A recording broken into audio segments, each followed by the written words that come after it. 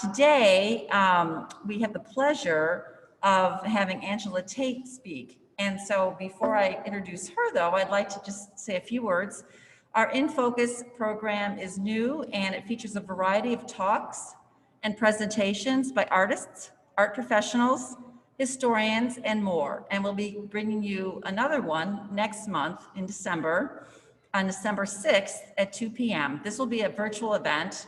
The author Dan Hill will be speaking on inside scoop of how you experience art, sorry. And then there'll be more to come in the new year. So keep checking our website. We also will be posting information on social media and our e-blasts. So thank you for all your support. Today, we are so excited, Angela Tate. She's a public historian, writer, and doctoral student at Northwestern University. Her research looks at the relationships between Black women artists and performers and civil rights activism in Chicago and the broader world. Prior to moving to the Midwest, Angela has worked at a variety of cultural heritage institutions in Southern California. But she's so happy now that she's here in the Midwest with our wonderful weather as it is today. And Angela also has contacted us prior to this event and is offered her services to help us as writing some grants for different art exhibitions. So we're very excited to have the expertise of Angela. A few housekeeping rules. You are muted when you came on. Please keep yourself on mute. That would be wonderful. We will have a Q&A at the end of the lecture. So if you have questions, please put them in the chat function. The chat function is located at the bottom of the screen. And without further ado, I will have Angela take it away. Thank you. Thank you, Paula. Hello, everyone.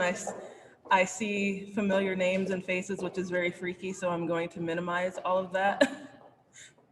All right, so I've taken the title of my lecture from the song that Etta Moten Barnett opened and closed her radio program, I Remember with. I wish I could play recordings, but they are in the Schomburg Center right now and they are not able for public access, but just imagine her voice.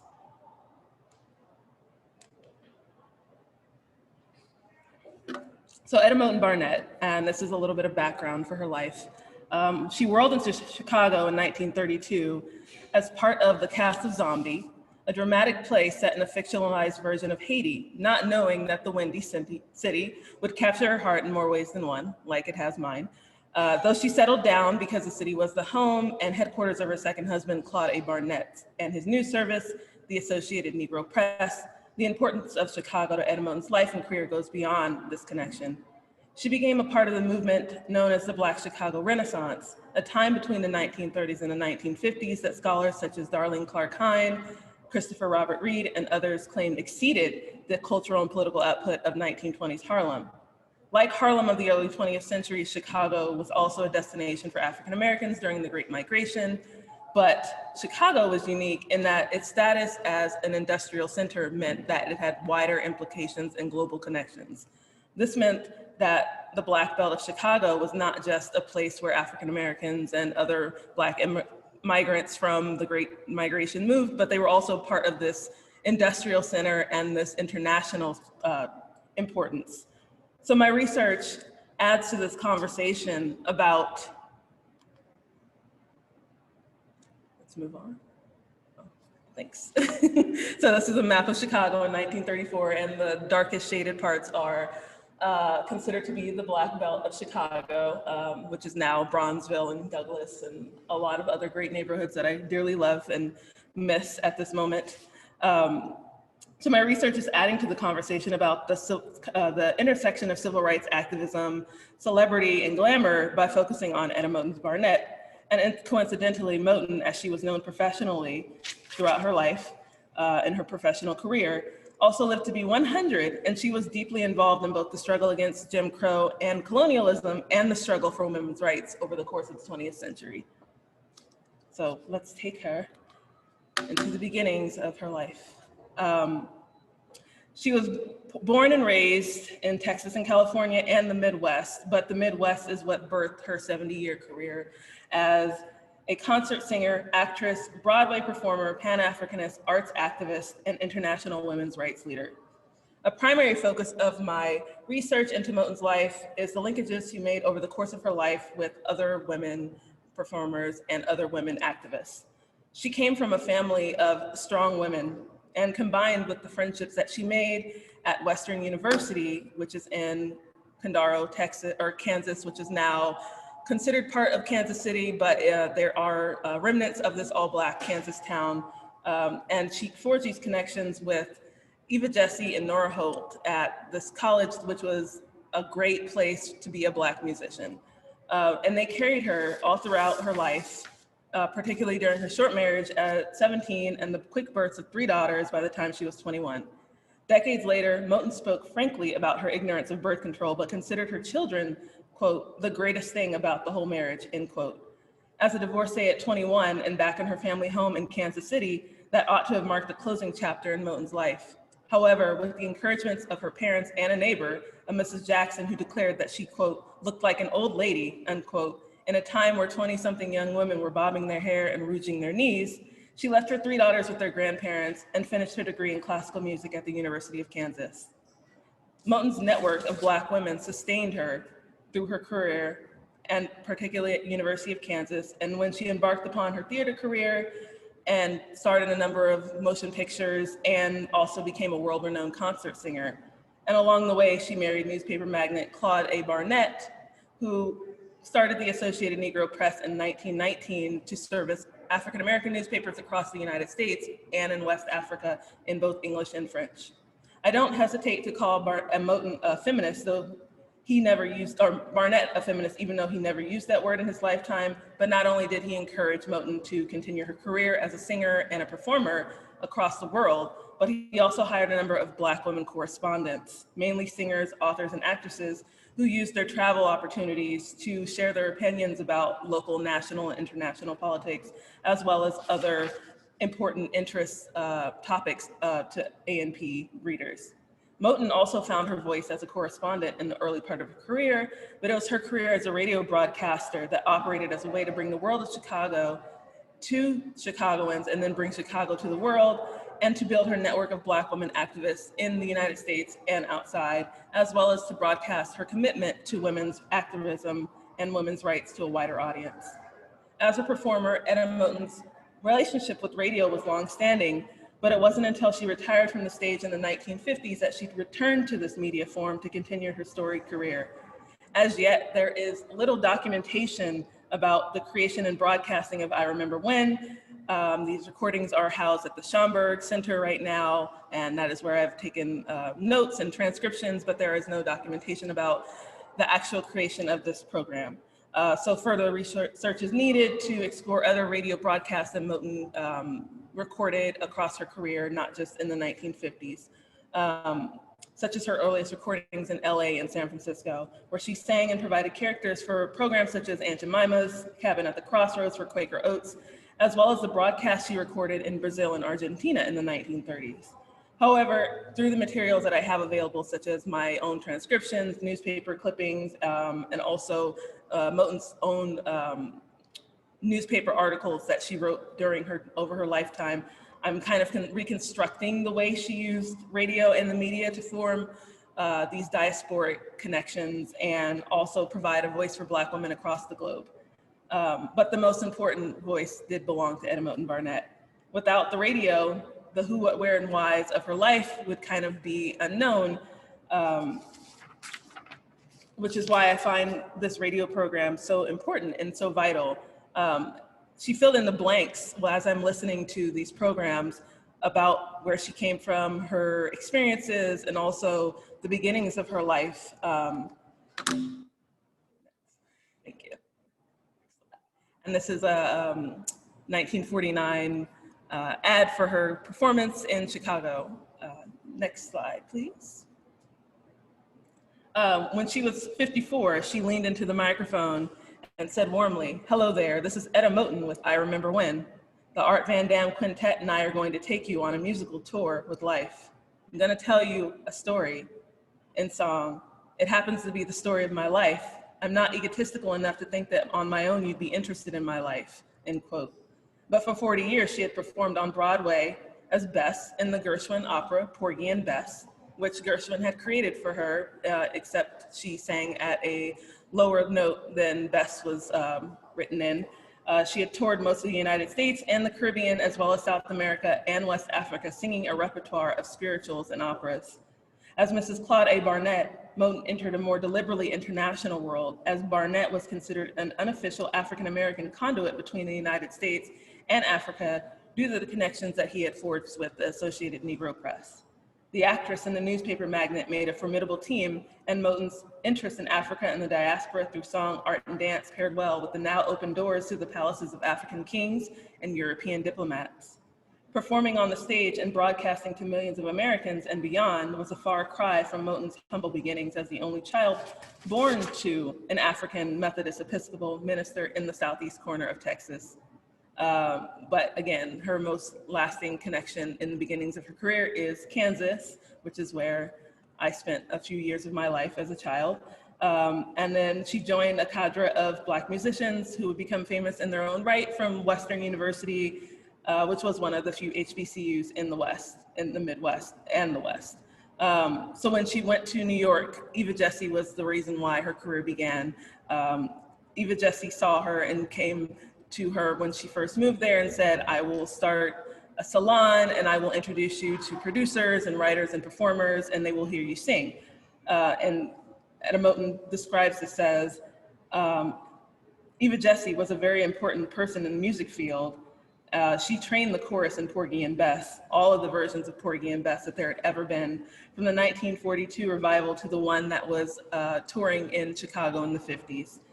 And she had the Eva Jessie Choir, which toured the world, singing spirituals and hymns and other Eva Jessie's own compositions. And so Eva Jessie had invited her to her home one night and she sang a solo in front of producers. And she was subsequently cast in a number of Broadway shows, including, again, the short-lived play Zombie, which brought her to Chicago after it closed in New York. And Moten played Josephine, and the play setting of Haiti allowed Moten, who was a classically trained actress and singer, to finally sing in French, because at this time, a lot of Black singers were only hired to sing spirituals. They were not allowed to show the full breadth of their training in French or Italian or classical music. So being cast in Zombie allowed Moten to transgress the usual ways in which Black women are allowed to perform on stage. There is no script for Zombie extant, but she was allowed to kind of stretch the boundaries of what a Black woman could do on stage through this play. And then also it connected with the rise in turning to Haiti as a center for African diasporic heritage and culture, such as when Catherine Denham went to Haiti to understand how dances were formed in the islands, and also Zora Neale Hurston going to Haiti to collect folklore and to further understand like this cradle of African civilization in the New World. So even though Denham and Hurston were semi-rivals, I see Etta Moten Barnett as operating outside of this assumption of being the first to do something or being the one that discovers something. I see that she sees herself as interconnected and deeply entwined with what everyone is doing, and her own voice plays a role in sharing this with other people. When she relocated to Hollywood, she was asked to reprise this role on NBC radio program, and that provides an interesting note for thinking about Hollywood and its the ways in which Black actresses could use Hollywood in a period where you think, oh, they're not on screen, but they actually might not have been on screen, but you might have heard them. So a lot of times Black women on the radio or Black women characters on radio at this period were played by white actors doing dialect, but Moten was actually hired to be on these radio programs as a Black woman, which was quite interesting and quite rare at this time period, as I explained. And then she also was, again, I said you might not have seen her, but you heard her. She was hired by RKO to dub the voices of Ginger Rogers and Claudette Colbert in a number of their mainstream movies. Even they couldn't sing, but they used this Black woman's voice. And she was uncredited at first until she performed in Flying Down to Rio and Gold Diggers of 1933, both movies released in 1933.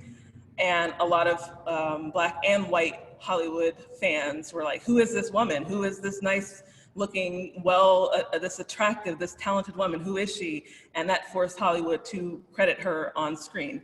And also it exerted a lot of pressure to think more critically about Black women on screen, though it was very short-lived in this time period that film historians call the pre-code era, which was before the Hays Code was enacted in 1934, that said there were to be no interracial relationships, friendships, romantic of any kind on screen. But Moten actually created a lot of excitement in Black Hollywood, thinking, well, this is the time for a Black woman to be on screen, to show her, quote, womanly bearing, fine personality, and splendid character, end quote, as well as her superior training. And it's interesting because when she was in, next slide, please. When she was in Flying Down to Rio, she played a Brazilian, which is interesting in that in this time period, there was also a Latin American craze, and a lot of Latin American actors came to Hollywood to play these exotic roles. So Moten is an African-American woman who is transgressing these national lines in terms of like what is on screen, while also counteracting the belief that Latin America was white. So I just find her positionality to be very interesting in the screen, in the period of her time when she's in Hollywood. And I feel that she found her voice as a Pan-Africanist and a feminist activist while she was being allowed to transgress some of these borders between identity and performance. When she went to Brazil and Argentina, and she was hired by RKO, and she was seen as the star of Flying Down to Rio when she was in those two countries. And according to Moten, she had a feeling of being at home there. You learn why. They have the same sort of history as ours. That is the history of the American Negro, the American of African descent. They too are of African descent. They had been brought there by the Portuguese. They were emancipated a little after the American Negro was emancipated, and the only difference there was that they were emancipated, they became Brazilians. No hyphenation, just Brazilian. Some Brazilianists, of course, Brazilian historians and scholars of Brazil will interrogate this assumption of homogeneity and acceptance in Brazil, but it was important to Moten that she saw that while there is a place where you can be Black and be considered a full citizen, and she felt very much at home and very inspired by that.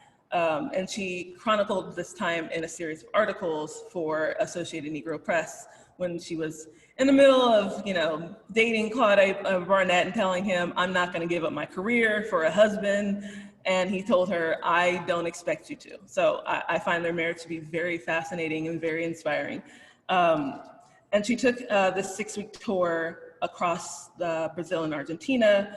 And though she saw that there were a lot of connections between the history and the culture, she also saw a lot of differences that were marked by not just singing in Spanish versus singing in English, but also how international politics were playing out in these different regions, particularly in the 1930s when there was a formant of renewed Pan-African activism, particularly around the invasion of Ethiopia by the Italians. So this 1930s period is very important for Etta Moten's career on screen and on the radio, but also what she is involving herself in with internationalized politics. Next screen, please. So by the time she did retire from the stage after she finally did become Bess in Porgy and Bess, but because she was an contralto and the character of Bess was written as a soprano, she kind of strained her voice, and so she retired from officially being an actress and a concert singer and became more of part of Claude Barnett's diplomatic career. And now, instead of singing in front of millions, sometimes she would perform on stage at private events, particularly in West Africa, as it moved towards independence in the 1950s and the 1960s. And during this period, She also traveled frequently to the Caribbean and West Africa and Liberia in particular. And Nigeria and Ghana. And the launch of I Remember When, her radio program, provided a perfect opportunity for Moten to meld her position as a goodwill ambassador with her career. And when the Gold Coast colony was transformed into the Pan-Africanist triumph, Ghana, in 1957, she was there to record the celebrations firsthand. Her best known recording of this time is with Reverend Martin Luther King, but she also recorded a lot of Ghanaian women activists. And she declared, if it hadn't been for the women of the Gold Coast, this nation would not have been formulated. There were also a lot of women activists, and not just middle class, but also these working class Ghanaian women who worked in markets, who were vital to Kwame Nkrumah becoming elected. And Kwame Nkrumah is who Moten is dancing with in the photo on your right. I think it's right. Yes, for you. And she said that these women transmitted his party's message through song, dance, dress, and other popular socially democratic means of communication, which is why I'm so interested in, like, where do you see women being active in politics? And you see, they are always active in politics, but because a lot of the times fashion or performance and music is not seen as something serious, you don't understand what they are doing and the moves they are making and the strategies they are using to fight for freedom and against oppression. And Moten strove to correct their erasure from this narrative that you saw in newspapers of the time and newsreels by using this radio program, I Remember When, to record them. And she not only got to speak to a couple of market women, but she also spoke to Ghanaian women who also had their own radio broadcasts.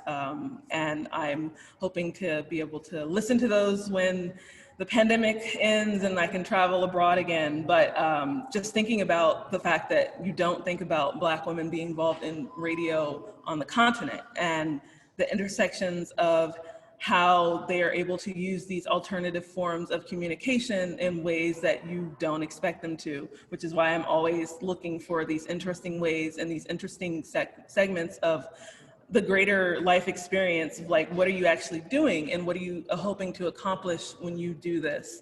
And so when Moten did interview a lot of the middle class Ghanaian women, she was very frank about class and feminist politics. She did not see that there was a blanket experience in this transformation of a colonized society into an independent African nation. And she asked Genevieve Eastman, who was the daughter of a Ghanaian doctor, like, what is the common ground that you are forming between these market women and middle-class Ghanaian women? Do you see their importance to this activism? And the woman responded, like, yes, I do see this importance, and we are hopefully trying to work for it. And I think that paying attention to Moten really digging into the class differences within this global civil rights struggle is interesting and important, because a lot of times you just think everyone involved in the struggle against colonialism and Jim Crow think the same. Everyone has their own different experiences, and the fact that Etta Moten Barnett really dug into that and also dug into the experiences of women is so important to me. And when she talked to the woman, Rosa Dampton, who was involved in the Ghana Broadcasting Corporation, I was interested in thinking about, like, what is the Ghanaian woman's experience in radio? And there was a scholar from the University of Ghana who wrote a dissertation on Ghanaian women in radio, and she was like, it's the trouble with researching this on her end has been that it has very, quote, overwhelmingly political, institutional, technical, and male-centric, end quote. So therefore, looking at Etta Moten's radio program is breaking free of this assumption that to be on the radio, to use technology, is a very masculine pursuit. And later on, when she moved to the Caribbean, next slide, thank you. Next slide. I hope, next slide.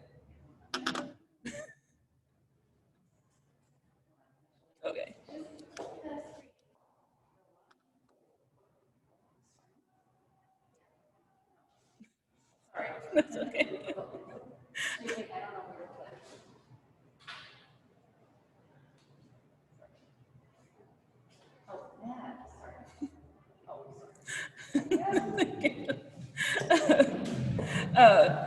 So Etta Moten also recorded a number of broadcasts in the Caribbean and Haiti in particular. As I said, like Haiti is seen as, by a lot of Black women performers, as kind of like a cradle of African civilization in the New World. And its proximity to the United States meant that not only was it easier to travel there, but there were also a lot of political and diplomatic implications between African Americans traveling to the Caribbean. By the 1950s and the 1960s was also in the process of decolonization, while also being courted by the United States as a buffer against Cuba. So therefore, African Americans going to the Caribbean to fight against American racism while the United States was trying to court the Caribbean as an ally just creates a convergence of a lot of complicated things that I find very fascinating. And in the 1950s and the 1960s, there was also a rise in African-American leisure culture. A rising middle class in the post-Second World War era meant that there were a lot more African-Americans that had money to travel. And Andre Guridi writes in Forging Diaspora, Afro-Cubans and African-Americans in the World of Empire and Jim Crow, that these Black tourist networks reveal the contradictions of movement under Jim Crow and imperialism that I described. Traveling was a source of reclaiming this transnational Black identity, but the color line was enforced by white American visitors who were traveling these similar circuits. But during the Cold War, which is the 1950s through the 1980s, roughly, these links between African Americans and Afro-Caribbean, particularly Afro-Latinx people, was a source of interest for Moten, which is why when she interviewed Lavinia Williams, who was an African-American dancer who was hired by a number of Caribbean states to form dance schools, and she was particularly situated in Haiti and Barbados and Guyana, and then also the Madame Lucienne Estime, who was the former First Lady of Haiti at a time when Haiti and the United States were a little bit in conflict over the occupation in the early 20th century, and then later on the rise of Papa Doc Duvalier. So when she went to Haiti to record these interviews with these two women, she was not just thinking like, oh, so tell me your perspective. She was actually digging into their own politics and asking them to take a stand and where they saw themselves and their activism, and Lavinia Williams actually, how her formation of these dance schools actually played a role in fighting against colonialism as well as Jim Crow and these conflicting and intersecting values that many had in terms of where did they see themselves as part in this Pan-American relationship in the second half of the 20th century. So Matthew J. Smith details the grip of military rule after Estime was forced out in Red and Black in Haiti, and conflicting factions combined with US interference rocked the Haitian government, and particularly the gains that Haitian women had made in the political sphere. Madame Estime was a Haitian feminist herself who formed a lot of women's groups in Haiti that spread across the island as well as to the Dominican Republic and also other French-speaking nations in the Caribbean. And that probably caused Moten to think, oh, I should probe more deeply into her politics. And she asked her, do you believe in women in politics? And Madame Estime said, I believe that women can do something very important for the country. We can help. And then Moten asked, by voting, because women had not had the vote until the mid-20th century. And Madame Estime said, not only by that, they can have a contribution to the social life as well as doing their duty to their nation. And then again, Moten also digs into class in Madame Estime's experiences as well, always being very carefully attuned to the fact that there is no blanket experience in the struggle against oppression. that's why I say I find that very important, just thinking like the ways in which Moten is strategizing to really dig more deeply into what it means to be a feminist and an activist and be involved in international politics, while also paying careful attention to people who are not as privileged as you are. I think that's it. Based on archival evidence, Moten's popular radio program ended sometime after her recordings in Africa and the Caribbean, circa 1967, based on some of my digging into the timelines of the people that she interviewed. But she remained committed to Black radio with affiliations with WVON here in Chicago in the 1960s and the 1970s. But I find that my most lasting impression of I Remember When is the way that Moten used this program to not only document her life and her own history, but also document the lives of Black women who would normally be footnotes in their husbands' biographies or footnotes in someone else's archive, as though they were not important, and because they were not statesmen or stateswomen, or they were not involved in something as broad as speaking at the United Nations. So just thinking about Etta Moten Barnett's radio program and the careful way in which she wanted to record and remember women who might be forgotten is very important, particularly since she did sing that song in the 1930s, Remember My Forgotten Man. She's remembering my forgotten woman even before they will be forgotten. Next slide, please. When she, oh, back. Thank you. Oh. I just need to go to.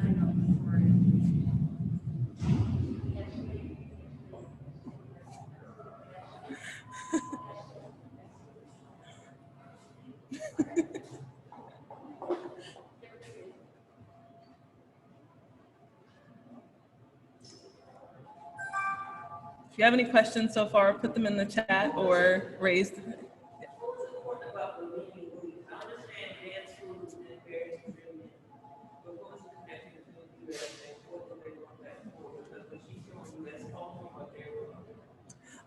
So this is something that I want to do more research in, but so far so Lavinia Williams, then there was Beryl McBurney and Ivy Baxter, and these are 3 Black women dancers who were hired by these Caribbean nations to form dance schools. So I'm just seeing it as like, at this time of decolonization, Barbados, Trinidad, Guyana, Haiti, the Bahamas, they want to reclaim their African heritage after colonialism, and they see dance and these dance schools as a way to show their heritage while also having like an international renown. Because also at this time period, in the 1950s, there was kind of like a cultural turn in that modern dance was very important. Modern dance and theater were very important for prestige of a lot of like white performers. So I'm doing more research, but I'm seeing like the ways that staking your claim not only as part of your African heritage, but also like on the international stage, just matching these current movements about how important dance and theater has been to like culture and being seen as cultured. So like Lavinia Williams going to Haiti and being asked to open up a dance school, like they're like, okay, come here. But then when she's there, she becomes very radicalized. Oh, we are on the slide that I wanted. After back. This is the slide. Thank you. So I don't see that there is a coincidence in that after this radio program ends, Moten transitions to international and feminist politics. Claude Barnett passed away in 1967, and from then until the early 1990s, Moten was never a stranger at a number of women's rights conferences and symposiums organized for the International Decade of Women between 1975 and 1985 on behalf of the United States government, as well as the United Nations, and then also Black women's organizations such as the Links Incorporated, the sorority Delta Sigma Theta, as well as Moten's affiliation with the National Council of Negro Women. And I am really digging into these Black women's organizations as spaces that are typically looked at as a form of domestic social gathering, but they were very deeply entwined in local, national, and international politics. And then Moten combined these international and feminist and these Pan-Africanist politics with her civic engagement in Chicago, with her continued interest in Black women artists and women's liberation, and multiple speeches that she delivered in the 1970s and the 1980s. And one tribute to artist Elizabeth Catlett, Moten centers woman wisdom, declaring that, quote, "Most of my life has been taken up with learning and passing on what I could, learning from my mother when I was old enough to understand just how much she had to give me," end quote.